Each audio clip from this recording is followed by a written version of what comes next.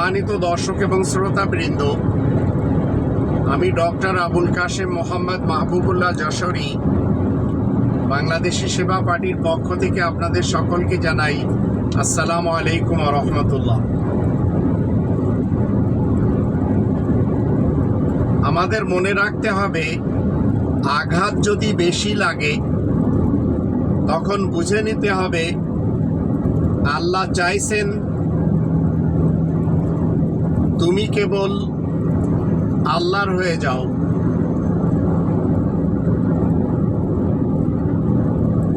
আর এই আঘাত একদিন আল্লাহ সরিয়ে দিবেন, যেমনটি আমি আমার ভাই বোনদের পক্ষ থেকেও পেয়েছি।